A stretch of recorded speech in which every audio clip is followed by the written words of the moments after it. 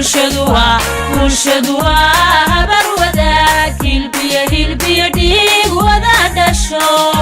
himilku midoobayo hadaf bay wada qabaan himilku midoobayo hadaf bay wada qabaan habeenada kiile way hayaano way hagaan kulankan ballaaran ee deegaanka Jiida Toon ay iskugu yimaadeen odayaasha waxgaradka iyo bulshada deegaanka ku dhaqan iyo madaxda tuulooyinka Sharmaarke Galoole Uubaale iyo Toon iyadoo bulshada deegaankaasi ay si isku mid ah u sheegeen inay taageersan yihiin hanaanka hawlshaqo ee diiwaangelinta madaniga ee ka socota caasimadda isla markaana waxa ay sheegeen deegaankoodu uu ka mid yahay caasimadda Somaliland iyagoo sheegeen in la wadaagayaan diiwaangelinta muwaadinka iyo ta ka dambaysa ee codbixinta muwaadinka iyagoo odayaasha iyo waxqaradka kulanka ka hadlay amuuraha ay madashan iskugu yimaadeen waxa kamid ah Sharmaarke Xasan Cabdi Sharmaarke Ali Shiine Galoole Cabdi Ismaaciil Raagi Mooge Galoole Cabdi Maxamed Galoole munaasabadan iskugu nimi ee iskugu yimaadeen afartii deegaan ee Toon waxaana ku furan doonaa aayad quraan a'uudu billahi minash shaytaanir rajiim bismillaahir rahmaanir rahiim wal 'asri innal insana lafi khusrin alladhina amanu salihati wa tawasaw bil haqqi wa tawasaw bis sabr assalaamu alaykum inta waxa ay raaca qoladiina Hargeysa naga timid ee shaqaale ahayd ayada oo maanta jimco ahayd inta waxa ay raacay haddii aanu nahay deegaamada beeralayda la yidhaahdo ee dooxooyinka waxa aanu soo dhawaynaynaa oo aanu doonaynaa diiwaangelintii in naloo keeno diiwaangelintii baan una soo dhawaynaynaa annaga oo Toon Galoole Sharmaarke Uubaale intaasba ka mid ah diiwaangelintii waanu doonaynaa waanu u baahannahay hanaloo keeno annaga oo doonayna diiwaangelintii waxa aanu ka doonaynaa Hargeysa sanduuqa noo imanaya inuu noqdo mid Hargeysa ka yimid inuu noqdo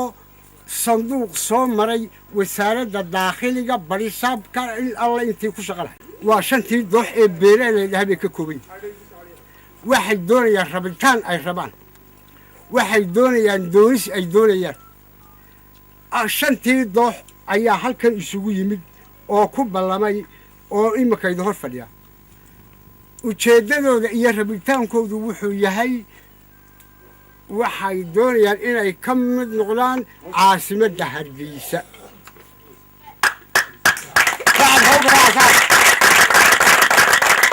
Republic of Maxamuud Haybe caasimadda Hargeysa Republic of Maxamuud Haybe marka ay sidaa tahay dadku weligiiba Hargeysa dadkan waa dadkii Hargeysa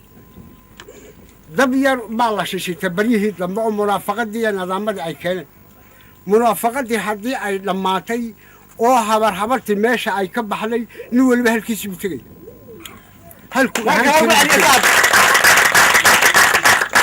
shantii doox oo halkan ku dhan waxaanu idiin sheegaynaa oo safxadda u sheegaynaa waxa dadkan uu doonayaa caasimadii Hargeysa inuu ka Republic of Maxamuud Haybe guriyasamo wixii uu leeyahayba ujeeddadu waa taa halkan la sugi sidaasaanu ku ogeysiinaynaa cid allaale cidii ay qoyso waxa ii raacay Suldaan Maxamed Suldaan Cabdilqaadir sulaadida kale ee Somaliland cuqaasha wasiirka dakhliga wasaaradda dakhliga barisaabka maayarka in ay arrintaasi sida ay tahay looga aqbalaan waa rabitaan dadweyne waa rabitaan ummadeed inay intaas say tahay looga aqbalaan ayaanu ka codsanaynaa intaa waxaa ii raaca dadkan halkan fadhiya aad iyo aad ayay halkaa ugu jahaysan yihiin kana soo laaban maayaan wasalaamu calaykum ugu horreysa waxaan salaamayaa dadweynaha meesha yimi saxaafadan loo timi madaxdan loo timi hargeysa looga timi waan salaamaya salaanta shareecada islaamka ku salaamaya waxaa ii raaca badin maayo hadalkeeda dadkani wax waliba waxay leeyihin hiddi iyo degal fadhi dadkani wuxuu ahaa reer hargeysa xaafadda guryasamo afarta xaafadood ay ka koobnayd magaalada hargeysa xaafadda guryasamo ay ahaayeen waa beereley haddii ay beereley ahaayeen xad bay lahaayeen ilaa ingiriiska ogaa xadkaasi wuxuu dhignaa 63 sannadood haddii uu intaa dhignaa waxaan lagu dhacay asqadu dadkana way ku dhacdaa cid walo kastaba way ku dhacdaa shaksi iyo ummadba way ku dhacdaa asqadu annaga waxaan la geysay sallaxle muddo dhow waxay geysay somaliland in ka mid ah oo siyaasiyiina oo madaxa oo cid walba leh xamar iyo halkaa ololaysa waxaanu leenahay annaga siyaasadda halkii ayna geysay asqadu waanu ka soo noqonnay halkii aanu ahayn hargeysa caasimadda gobolka maroodijeex ayaanu nahay kuwa kale halkaa tegeyna waxaan leeyahay ilaahay inoo soo hadeeyo wasalaamu calaykum waraxmatullahi wabarakaatu kale ku dari maayo maadaamaanu xaafad hargeysannahay sanduuqa iyagu waxa weeye hargeysi waa maxamed mooge maxamuud haybe weeye waan halmaamay waa maxamuud haybe sanduuqa iyagu waa hargeysi soo jireen baanu ahayn hargeysa xadkaasaa noo calaamada afarta koorba uu kaga wanaagsan magaalada hargeysa dawlad walo kastaa wasaarad walo kastaa waxaan leeyahay saddexda xusbi qaran ka talada haya iyo kuwa mucaaradka ah golaha guurtida golaha xildhibaanada golaha dawladda hoose wixii xil ka hayaba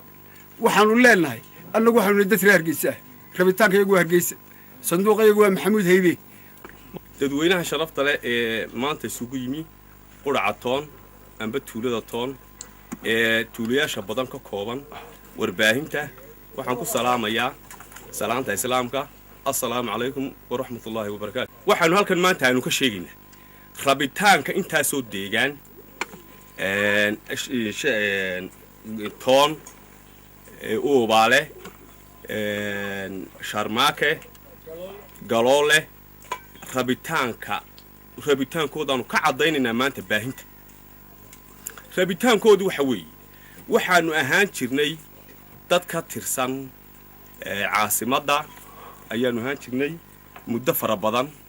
oo dhow iyo 60 sannadooda calaamadna waxaanu kala lahayn dhul daaqsimeedka iyo dhul beereedka waxay calaamaddaasi ahayd mitirku wuu daawan yahay 63 sannadood waxaa la soo dhex galay dagaaladii sokeeye xaafad ahaan aanu sheeganayna dee in la isugu bakaayo xaggan lanagu soo muquuniyey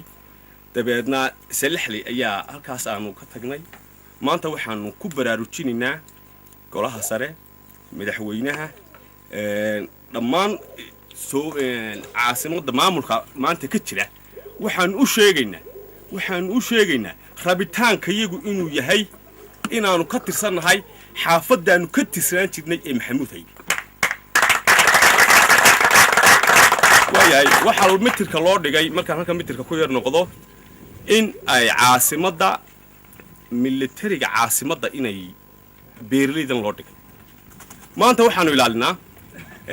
annagoo ku jahaysan waddada cad madaarka u xigna beeraleydeedan ballaadhan ee 3-4 jahaba isaga timi waxaanu ilaalinaa oonu militari ku nahay oonu ku ilaalinaa caasimadda madaarka jahadayada nabadgelyada ayaanu si taama u ilaalinaa ilaa carruurtayada ayaanu ogeysinaa yacni wixii aanaan garanahaynin inaanu dabagal ku samayno maadaama aanu caasimadda ilaalinno aanu ahaan jirnay militariga bilaa saaka bilaa aanu nahay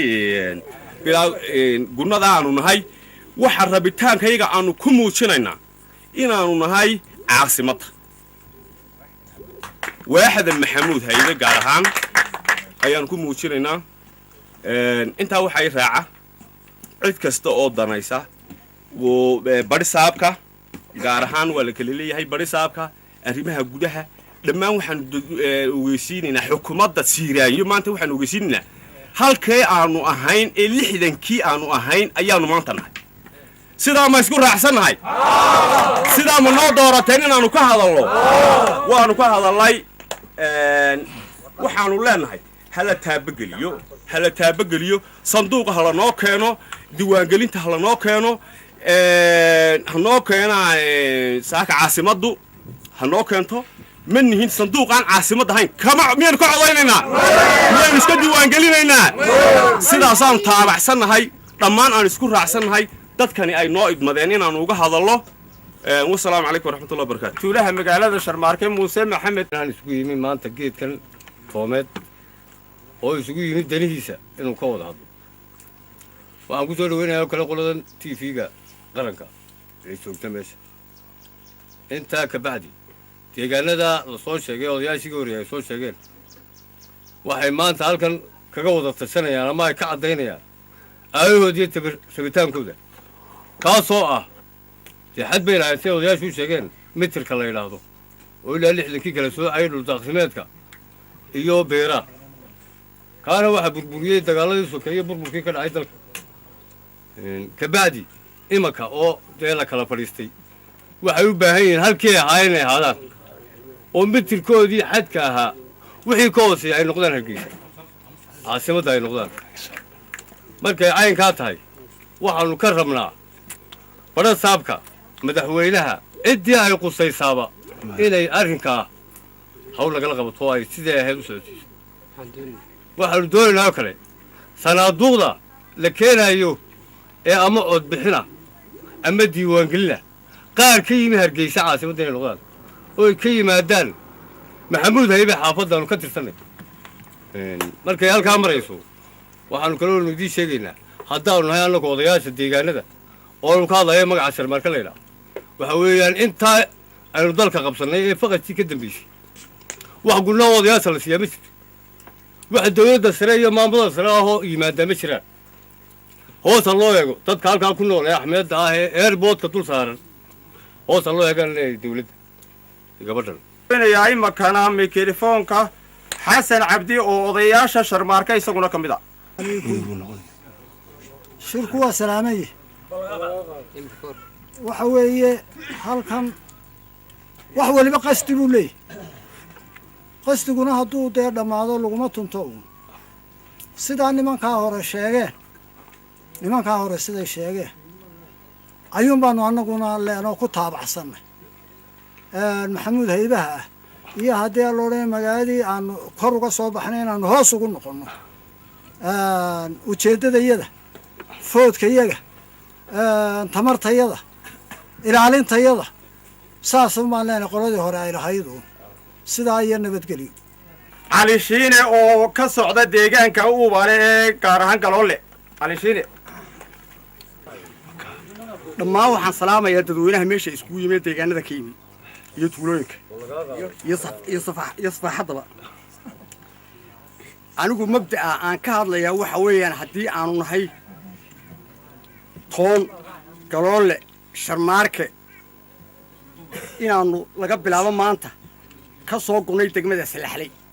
oo aanu u gonay caasimadda iyo maxamuud haybe waxaan raacinayaa in si degdega loogu keeno diiwaangelintii iyo sanaaduuqdii